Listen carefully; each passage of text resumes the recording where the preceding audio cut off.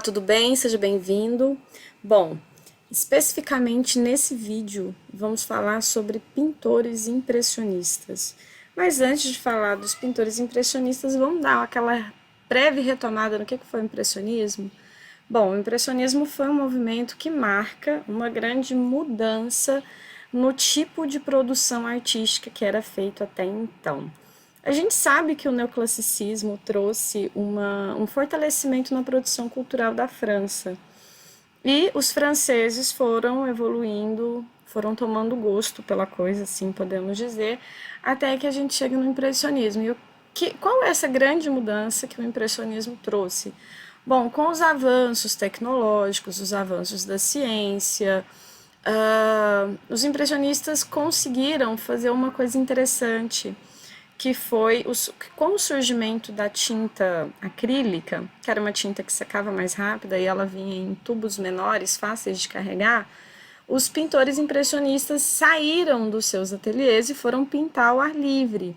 Então, Paris era uma cidade extremamente bonita, naquele momento ela já estava promovendo uma vivência social na cidade, as pessoas estavam vivendo a cidade.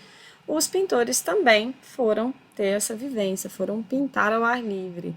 Só que eles descobriram um grande problema. Por quê? Porque quando eles saem do ateliê, o que mais vai chamar a atenção deles é a luminosidade, é a incidência da luz do sol sobre os objetos.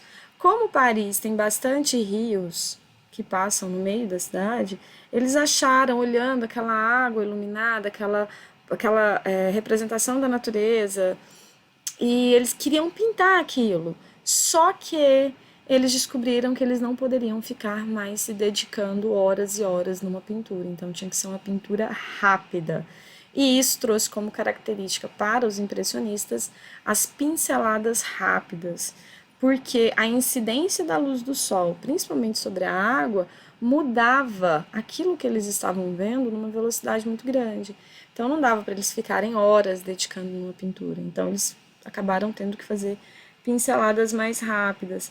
E isso acabou culminando num aspecto bastante interessante, que as pinturas impressionistas, algumas delas, principalmente as do Monet, quando você olha de perto, ela é bastante bagunçada, porque essas pinceladas são organizadas de um jeito assim, de maneira brusca. Só que de acordo com o que você vai afastando, ela vai criando uma ilusão de ótica. As imagens vão se encaixando, bem próximo da ideia de pixels. Bom, e aí vamos falar um pouquinho sobre esses artistas, né? Como que eles promoveram essas pinturas. Vamos falar de alguns artistas importantes. Começar pelo Claude Monet, né? Que é considerado um dos principais artistas. Primeiro porque quando ele faz a pintura Impressão ao Nascer do Sol, e ela vai participar do Salão de Paris, junto com outros pintores, os críticos olharam porque ela foi organizada na exposição onde ela fica entre duas obras clássicas, então ela chama muita atenção. E a comunidade artística, né, os críticos, os historiadores, não, os marchands não estavam acostumados com aquele tipo de produção. Então ela foi considerada uma pintura mal feita. E a crítica que sai no jornal é dizendo que aquela pintura não era uma pintura, era só a impressão de uma pintura, porque ela não tinha sido terminada. Monet gosta daquela crítica, do jeito que ela foi feita, e acaba pegando o nome e propõe que esse tipo de pintura que eles fazem fosse chamada de impressionismo, e acabou pegando.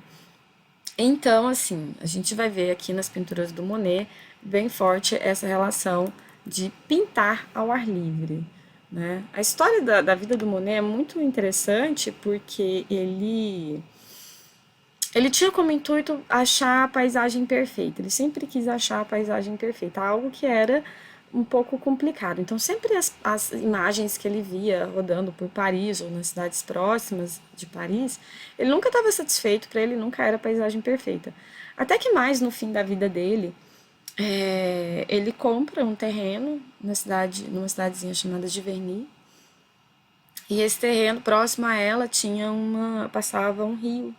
E ele desvia o curso do rio e ele alaga o quintal dessa propriedade que ele tinha. E na época ele tinha muitas relações com pintores japoneses, né, que na época estava promovendo aquele tipo de produção chamada de japonismo.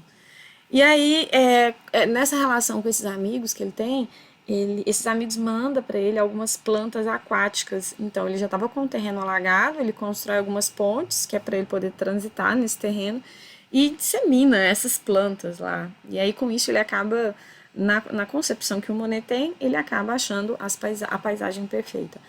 Aqui a gente tem uma das obras. Ele fez várias pinturas dessa propriedade que ele tinha. E hoje essa propriedade é um museu que pode ser visitado. É uma cidade que está, acho que a 57 quilômetros de Paris. Então é um local bastante interessante para se conhecer. E você pode caminhar por essas paisagens que ele cria. Essa imagem aqui é Ponte sobre uma lagoa de lírios de água.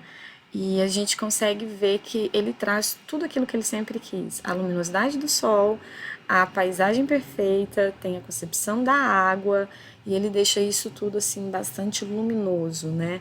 As pinturas impressionistas, elas trazem essa ideia de luminosidade, de claridade, de dia, de sol. Isso é muito legal. Bom, aqui a gente tem. Essa pintura, inclusive, já caiu no Enem: Mulher com Sombrinha. Essa mulher que aparece na imagem é a mulher dele, provavelmente a criança que aparece lá no fundo é o filho. Aqui dá pra gente ver como que são essas pinceladas rápidas. Se você olha de perto, você vê a diferença. Então, assim, não tem aquela harmonização do esfumato renascentista, que você sai de um tom suavemente e caminha para o outro tom. Então é muito brusco a maneira como a tinta é aplicada na tela. Olha no céu, o céu como é bagunçado, né? Cada pincelada tem uma direção diferente, parece que ali não tem um acordo entre o movimento que ele está fazendo. Mas se você vai se afastando, você vê que existe uma harmonia, sim, né? Então, por isso que a gente diz que o impressionismo foi o princípio do conceito de ilusão de ótica, né? Porque engana bem os olhos. Uma coisa interessante também que a gente nota nessas pinturas é a questão da organização das cores, né? Então, são cores contrastantes. Então, essas cores, elas são contrastantes, são as cores complementares. Então, quando a gente pega o círculo cromático, as cores complementares são aquelas cores opostas, que estão sempre do outro lado do círculo, que são cores que o seu pigmento original foge bastante um do outro. Aquelas cores que estão próximas do círculo cromático são chamadas de cores análogas, mas os impressionistas, para causar esse contraste, eles vão usar as cores complementares. Isso vai ser bastante comum. O experimento que o Monet fez na Catedral de Rouen também é muito interessante, porque ele pega na Catedral de Rouen e ele faz várias pinturas dela. Só que cada pintura que ele faz em um horário diferente do dia, justamente para fazer esse estudo sobre a incidência da luz do sol sobre os objetos. E aí ele entende que, de acordo, por exemplo, quando ele observa pela manhã, bate uma luz, cria determinadas cores, e quando ele observa no final do dia ou no meio da tarde, as cores são completamente diferentes. Tá? Aqui tem uma junção, tá bem pequenininho, mas dá para ver mais ou menos como ele faz esse experimento. Vou mudar de posição aqui para ver do outro lado. E dá para ver bem que ele sempre pinta a mesma posição. Sempre ele está pintando a catedral na mesma posição. Mas como vai variar o horário do dia que ele está pintando, ele vai achando essas nuances, esses tons, as cores diferentes. Então tem aqui alguns horários que está mais de dia, alguns horários que está mais à noite, tá? Tem uma referência bem aqui embaixo que já é uma fotografia, mas é bastante interessante. O Monet, ele era um artista de paixão, ele pinta até os últimos dias de vida dele, ele morre com mais de 80 anos. Uma curiosidade sobre ele é que ele pinta essa propriedade que ele tem de verniz, ele faz 9 painéis em tamanho real. Então, dependendo da maneira como eles são organizados, é como se você estivesse passeando por dentro dessa propriedade. Porque ali, na concepção dele, ele achou a natureza perfeita. Mudando de artista, Pierre-Auguste Renoir. Ele tinha um estilo também pintando ao ar livre, com cores fortes, brilhantes, texturas e linhas harmônicas, mas ele gostava de pintar pessoas, e ele gostava de pintar o cotidiano das pessoas. Então, por exemplo, Quando eu disse antes que Paris estava vivendo essa coisa de viver a cidade, Renoir pinta como as pessoas estão se comportando na cidade. Algumas pinturas dele é interessante que parece meio que ele era um paparazzi, porque assim, você vê pessoas num restaurante almoçando, então é meio como se ele tivesse escondido pintando. Muito legal esse tipo de ação que ele fazia. Aqui a gente tem uma pintura dele bastante interessante também, que é o baile no Moulin de la Galette. É, eram duas casas de evento bem fortes que Paris tinha, bem famosas, né? A mais famosa delas era o Moulin Rouge e o Moulin de la Galette, que eram conhecidos como cabarés. Não na concepção que a gente tem no Brasil, né? Cabaré está relacionado com a ideia de prostíbulo. Os cabarés eram locais de apresentações artísticas, de dança, locais fechados, as pessoas iam para confraternizar, para estarem junto dos amigos. E o Moulin de la Galette promoveu algumas ações aí ao ar livre, então a gente consegue ver, se você olhar com bastante calma, você vê crianças que estão ali com os pais, mas olha que interessante, bem a ideia de sentar, beber, conversar, né, essa coisa de viver a cidade, viver intensamente Paris. Um filme muito legal é o Moulin Rouge, que mostra bem bacana como era essa ideia do que eram os cabarés. E no Moulin Rouge também mostra o Toulouse-Lautrec, né? O Henri de Toulouse-Lautrec, que é considerado o pai da publicidade, porque ele fazia uma pintura um tanto quanto diferente. Ele pintava mais para divulgar o Moulin Rouge, digamos assim. Bom, Edouard Manet, diferentemente do Claude Monet, o Edouard Manet, ele foi ali um dos precursores. Ele que começa essa ideia de pintar ao ar livre, de sair do ateliê, mas ele era mais velho, inclusive. Ele é do grupo dos pintores impressionistas, ele é o mais velho.